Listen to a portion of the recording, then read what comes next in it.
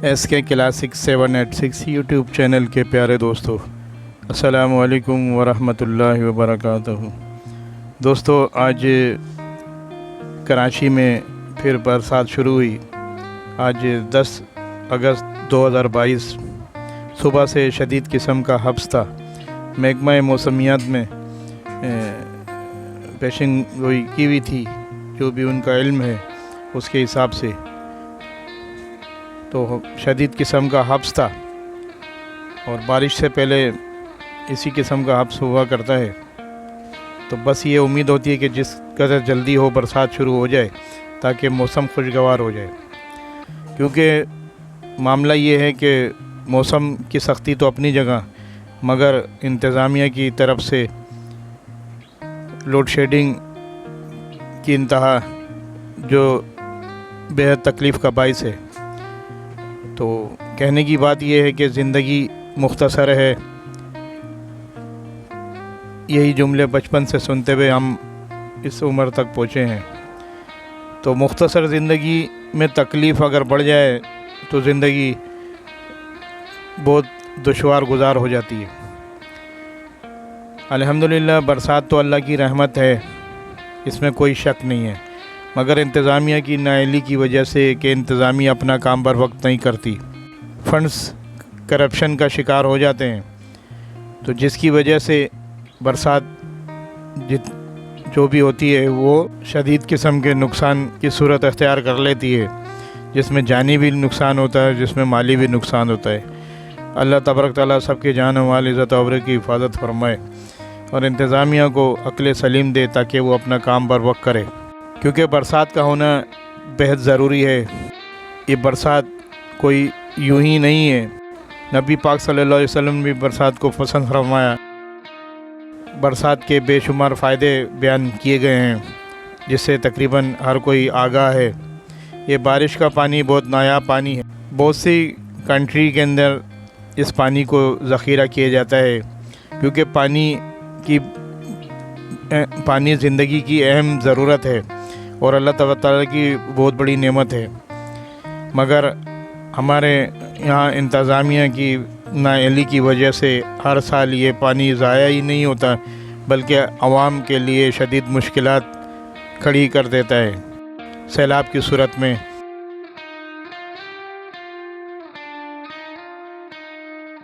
ये सड़क तो अभी 2 साल पहले तामीर हुई थी, जिसकी वजह से इस पूरी सड़क पे जहाँ से तक भी ये सड़क है, सौदाबाद से खोखरापार 6 नंबर नदी किनारे तक, तो कोई परेशानी नहीं होती। मगर इसके अलावा इधर और उधर के इलाकों में अभी भी पानी भरा हुआ है। बरसात ख़त्म हो जाती है मगर पानी साल हर साल खड़ा रहता है। पीछे हमारा ग्राउंड है, वो हमेशा एक जो है जोड़ का मंज़र पेश करता है। और पूरी कराची से तो आप सब सोशल मीडिया और न्यूज़ चैनल के वजह से आगाह हैं कि कराची का बरसात में क्या हाल होता है। तो अगर ये इंतज़ामिया अपना काम बर वक्त कर ले तो यही बारिश हम सब के लिए रिफ़्रेशमेंट का, इंजॉयमेंट का जो है ना वो बाइस बन जाए। और पहले जब बरसात हुआ करती थी तो हर किसी के जहन में मुख्तलिफ़ किस्म के पकवान आते थे, पकोड़े, आलू के पराठे वगैरह। ज़िंदगी में अगर गम हैं तो अल्लाह तबारक तआला ने बहुत सारे ऐसे लम्हात भी पैदा किए हैं त्यौहार की सूरत में।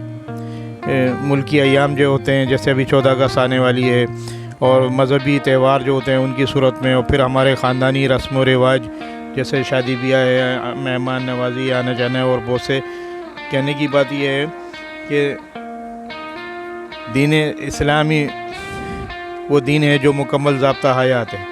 इसके अंदर अल्लाह तबारक तआला की वहदानियत का इकरार, नबी पाक सल्लल्लाहु अलैहि वसल्लम की रिसालत का इकरार, और उसके साथ हुकूकुल इबाद के बंदों के हुकूक़ को अदा करना, और आपस में प्यार, मोहब्बत, खुलूस, खिदमत और मेहरबानियों के साथ ज़िंदगी गुजारना, कि ये फिर जो भी लम्हे गुज़रते हैं ये हमारा नामा अमाल की रेट करते हैं। और कल बरोज़ महशर यही नामा अमाल हमें ख़ुद पढ़ के सुनाना होगा कि ज़िंदगी में जो भी हमारा अमल होता है ना, वही नामा अमाल हमारा बनता है।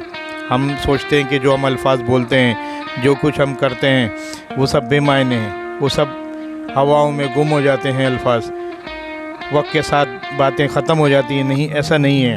ہمارے ساتھ 2 فرشتے ہیں کرامن کاتبین جو ہمارے اعمال کو برابر درج کر رہے ہیں. اور پھر اس کے علاوہ ہمارے تمام اعضاء، ہمارے ارد گرد کی تمام چیزیں، جہاں بھی ہم کھڑے ہوئے جو بھی کام کرتے ہیں، چاہے نیک ہو چاہے برا کام ہو، وہ ہر چیز اس کی گواہ ہو جاتی ہے.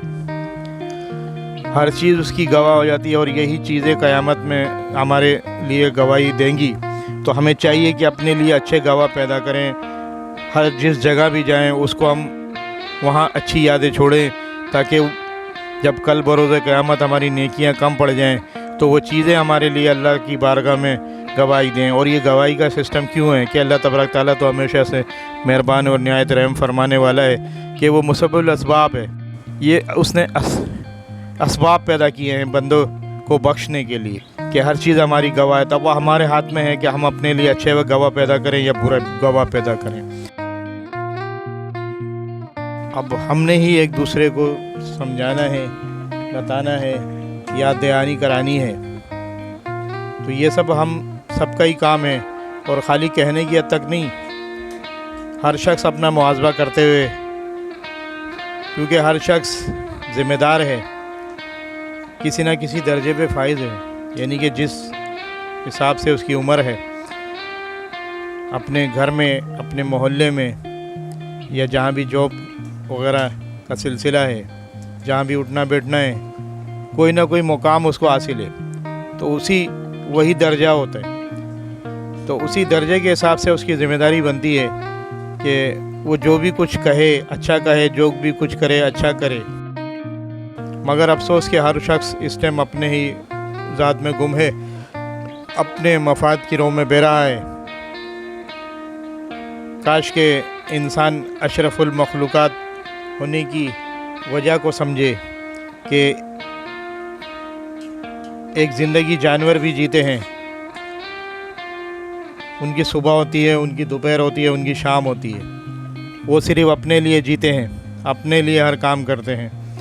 اگر کوئی ابن آدم، کوئی انسان بھی اگر اسی طرح جی رہا ہے تو اسے غور کرنا چاہیے کہ یہ زندگی اس کی نہیں ہے. اس کا مرتبہ تو بہت آگے ہے کہ تمام مخلوقات میں اشرف المخلوقات کا جو تاج پہنایا ہے وہ اسی لیے کہ اس کو شعور بخشا ہے، عقل دی ہے ہر کام کو اچھے سے کرنے کی.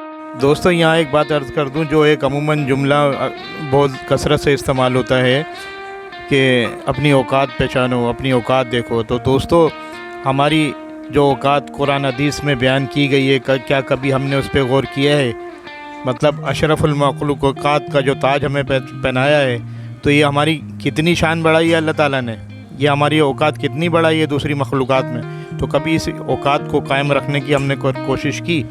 تو دوستو، عقل مند وہ ہے جو اپنے ٹائم کی قدر کر لے اور اپنے ماحول کو اچھا کر لے. تو بہت بہت شکریہ. اللہ تعالیٰ خوش رکھے، ہمیں نیک عمل کی توفیق دے اور ایک دوسرے کے لیے آسانیاں پیدا کرنے والا بنائے، تاکہ ہماری زندگی بھی آسانیوں سے بھر جائے. بہت بہت شکریہ. اللہ حافظ.